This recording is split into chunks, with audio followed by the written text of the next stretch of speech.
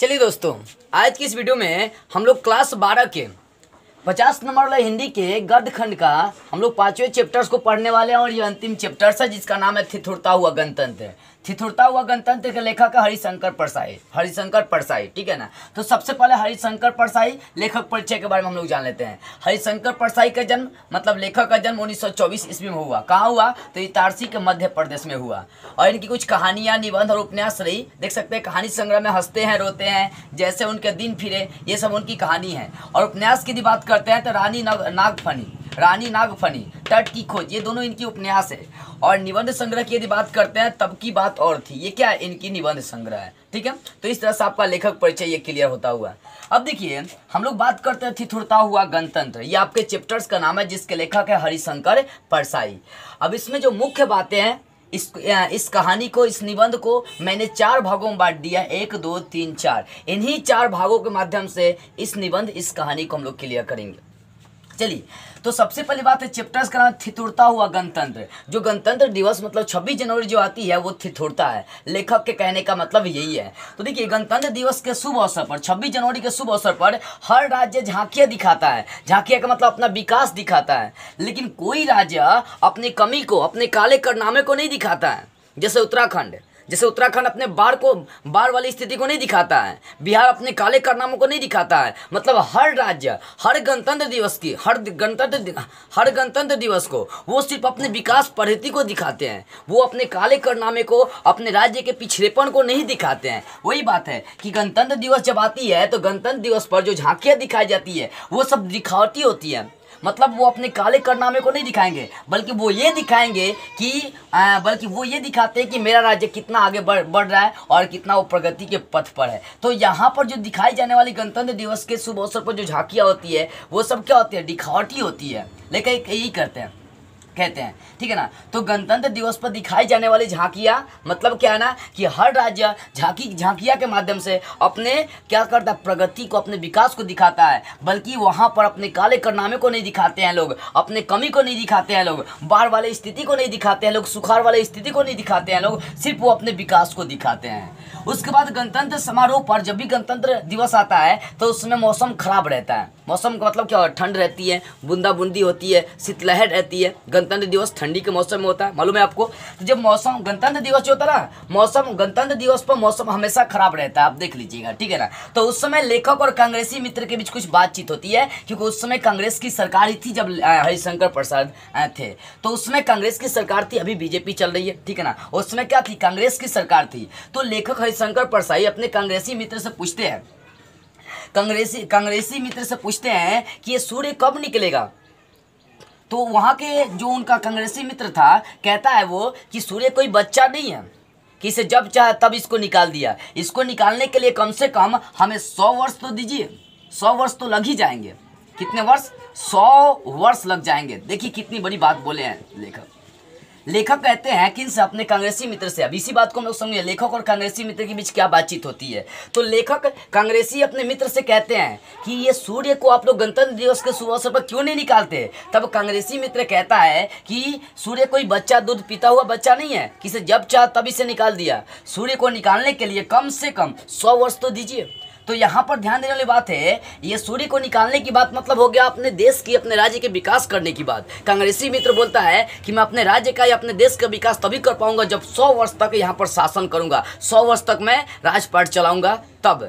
ठीक है ना। तो लेखक कहते हैं कि सूर्य को तो निकालिए। तो कांग्रेसी मित्र कहता है कम से कम 100 वर्ष दीजिए, क्योंकि सूर्य कोई बच्चा नहीं है कि उसे जब चाह तब उसे निकाल दिया। तब लेखक कहते हैं कि चलिए मैं आपको 100 वर्ष दे दिया, लेकिन एक शर्त है कि कम से कम रोज हर दिन सूर्य का कुछ कोना निकलता हुआ दिखाई देनी चाहिए। जैसे मान लीजिए कि आपको कोई बीमारी हो गया और डॉक्टर 4 दिन की दवा दे दिया, तो 1 से 2 दिन के अंदर में कुछ ना कुछ आपके बीमारी पर असर पड़नी चाहिए। ठीक है ना। तो लेखक वही बोलते हैं कि चलिए मैंने आपको 100 वर्ष दे दिया, तो कम से कम रोज का रोज सूर्य का कोई ना कोई कोना दिखाई देनी चाहिए। मतलब आपके राज्य, आपके देश में थोड़ा थोड़ा विकास होनी चाहिए। तब कांग्रेसी मित्र वहां पर वादा करता है, लेकिन आगे चल के कांग्रेसी जो होता है, कांग्रेसी जो नेता होते हैं, मतलब कांग्रेसी जो पद है, कांग्रेस का जो पद है, ये क्या होता है, चल के आगे 2 भागों में बढ़ जाता है। मतलब कांग्रेस की सरकार कमजोर पड़ने लगती है। लेकिन आगे जब फिर कांग्रेस की सरकार बनती है अपने देश में, कांग्रेस की सरकार बनती है, तब फिर लेखक उनसे पूछते हैं कांग्रेसी मित्र से कि क्या हुआ, आप लोग सूर्य को नहीं निकाल पाए। तब कांग्रेसी मित्र कहता है कि जब हम लोग सूर्य को निकालने की कोशिश करते हैं तब कुछ ना कुछ पार्टी वाले लोग क्या करते हैं, अड़चन डाल देते हैं, बाधक बन जाते हैं।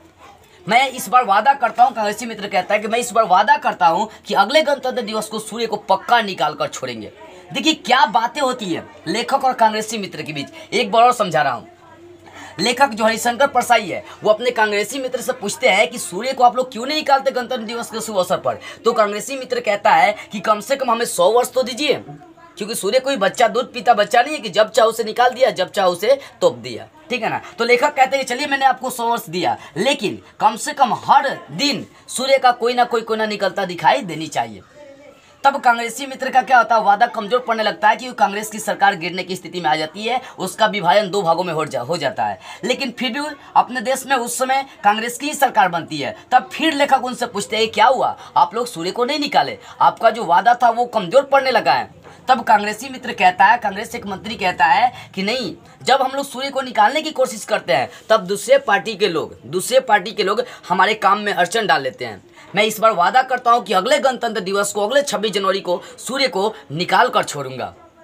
ठीक है, ये सब झूठी वादा है। देखिए नेतागिरी में ऐसे ही होती है। आगे देखिए, अब तीसरी पार्ट में क्या है कि गणतंत्र दिवस से ठंड की वजह से ठिठुरता है। अब जब 26 जनवरी होती है तो उसमें ठंड भी बहुत ज़्यादा पड़ती है, इतनी ठंड होती है कि अपने पॉकेट से हाथ निकालना भी उचित नहीं होता है, मतलब ठिठुरन का हम लोग शिकार हो जाते हैं।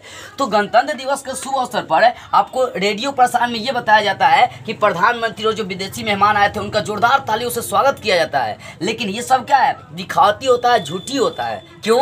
क्योंकि गणतंत्र दिवस के मौसम में क्या होता है कि पॉकेट से हाथ निकालना उचित नहीं होता, लोग हाथ निकालना तक नहीं चाहते हैं। लेकिन रेडियो पर बताया जाता है कि जोरदार ताली बजाई गई, जबकि कहा जाता है भारत सत्यमेव जयते का प्रचारक है। लेकिन यहाँ पर झूठ सिर्फ दिखाया जाता है, झूठ यहाँ पर दिखाया जाता है। जैसे स्टार्टिंग में जो झांकियाँ दिखाई गई वो भी झूठा था, और कांग्रेसी मित्र जो वादा कर रहा है वो भी झूठा है, और रेडियो प्रसारण पर जो दिखाया जा रहा है कि जोरदार तालियों से प्रधानमंत्री और विदेशी मेहमान का स्वागत किया गया, ये सब क्या एक दिखावटी है। उसके बाद चौथे भाग में लेखक स्वतंत्रता दिवस की बात करते हैं, 15 अगस्त की बात करते हैं, कि कहते हैं कि गणतंत्र दिवस जो 26 जनवरी है वो ठंडी के कारण से ठिठुर जाता है, लेकिन जो स्वतंत्रता दिवस है वो बारिश के कारण से क्या होता है, भारी बारिश के कारण से क्या होता है, भीगता है। मतलब गणतंत्र दिवस ठिठुरता है तो स्वतंत्रता दिवस भीगता है। यानी जो अंग्रेज लोग थे हम लोग को उस दिन में आज़ाद करके चले गए, जिस दिन में जैसे लगता है कि कोई प्रेमी अपनी प्रेमिका को छोड़कर चला गया और वो भारी बारिश में क्या हो रहा है, भीग रहा है। लेखक कहते हैं कि स्वतंत्रता दिवस भारी बारिश के क्या करता है, भीग रहा है। तो गणतंत्र दिवस ठिठुरता है, लेकिन स्वतंत्र दिवस क्या होता है, भीगता है। किसके कारण से? क्योंकि जब स्वतंत्रता दिवस होती है तो उसमें बारिश होने का मौसम रहता है, बारिश होते रहती है। ठीक है, तो यही आपकी शॉर्ट में क्या है, कहानी है ठिठुरता हुआ गणतंत्र निबंध की। तो एक बार और मैं सिंपल में इन चारों पार्ट को समझा दे रहा हूँ, ताकि आपको जहाँ दिक्कत हो, जहाँ नहीं समझ में आई हो, उसको फिर से एक बार समझ लीजिए। देखिए, पहली बात में बताई गई झांकी के बारे में दिखाया गया कि गणतंत्र दिवस के शुभ अवसर पर हर राज्य अपना अपना झांकियाँ निकालता है, मतलब अपने देश के विकास को दिखाता है, अपने राज्य के विकासशीला को दिखाता है। लेकिन हर राज्य अपने कमी को, अपने काले कारनामे को, अपने पिछड़ेपन को नहीं दिखाता है। उसके बाद दूसरी बात है, गणतंत्र समारोह के मौसम पर, गणतंत्र समारोह में मतलब 26 जनवरी पर मौसम खराब रहता है, तब लेखक और कांग्रेसी मित्र के बीच जो बातचीत होती है उसको आपको लिखना पड़ेगा। तो लेखक और कांग्रेसी मित्र के बीच बातचीत क्या होती है, लेखक अपने कांग्रेसी मित्र से पूछता है कि गणतंत्र दिवस के शुभ अवसर पर आप लोग सूर्य क्यों नहीं निकालते हैं। तब कांग्रेसी मित्र कहता है कि सूर्य कोई बच्चा नहीं है कि जब चाहो उसे निकाल दिया, कम से कम सूर्य को निकालने में 100 वर्ष तो लग ही जाएंगे। तब लेखक कहते हैं कि चलिए मैंने आपको 100 वर्ष दिया, लेकिन कम से कम प्रत्येक दिन सूर्य का एक न एक कोना निकलता दिखाई देनी चाहिए। तब कांग्रेसी मित्र वादा करता है कि ठीक है। फिर क्या होता है, कांग्रेसी मित्र का सरकार कमजोर पड़ने लगता है, लेकिन फिर सरकार कांग्रेसी मित्र का ही बनता है, कांग्रेस का ही बनता है। तब लेखक उनसे, कांग्रेस से पूछते हैं कि क्या हुआ, आप लोग सूर्य नहीं निकाले। तब कांग्रेस कहता है कि जब हम लोग सूर्य निकालने की कोशिश करते हैं तब कोई ना कोई पार्टी आकर अड़चन डाल देता है, जिसके कारण से हम लोग सूर्य को नहीं निकाल पाते हैं। तब कांग्रेसी मित्र कहता है कि मैं इस बार पक्का वादा करता हूं कि अगले गणतंत्र दिवस को, अगले 26 जनवरी को सूर्य को निकाल कर छोड़ूंगा। ठीक है, झूठी सिर्फ वादा करते हैं लोग। गणतंत्र दिवस की वजह से क्या होता है, ये गणतंत्र दिवस ठंड की वजह से ठिठुरता है, लेकिन रेडियो प्रसारण में दिखाया जाता है कि प्रधानमंत्री और जो विदेशी मेहमान हैं उनका जोरदार तालियों से स्वागत किया गया। जबकि कहा जाता है कि भारत जो है ना सत्यमेव जयते का प्रचारक है, मतलब सत्य वो हमेशा सत्य बोलता है, सत्यमेव जयते, सत्य की हमेशा यह जीत होती है। लेकिन यहाँ पर झूठ दिखाया जाता है, जैसे झांकिया में भी झूठ दिखाई जाती है। और यहाँ पर कांग्रेसी मित्र जो वादा कर रहे, जो नेता लोग वादा कर रहे हैं, वो सब भी झूठा है। और रेडियो प्रसारण पर जो गणतंत्र दिवस के शुभ अवसर पर बातें दिखाई जाती है, वो सब क्या, वो सब भी झूठा होता है। और साथ में लेखक कहते हैं कि जो स्वतंत्रता दिवस है वो भारी बारिश के कारण से क्या होता है, भीगता है। जैसे लगता है कि कोई प्रेमी अपने प्रेमिका को बारिश में ही छोड़कर चला गया, जिसके कारण से वो भीग रहा है, छतरी का इंतजार कर रहा है। तो ये 4 भागों में जो है ना आपकी जो निबंध ठिठुरता हुआ गणतंत्र वो क्लियर हो जा रही है।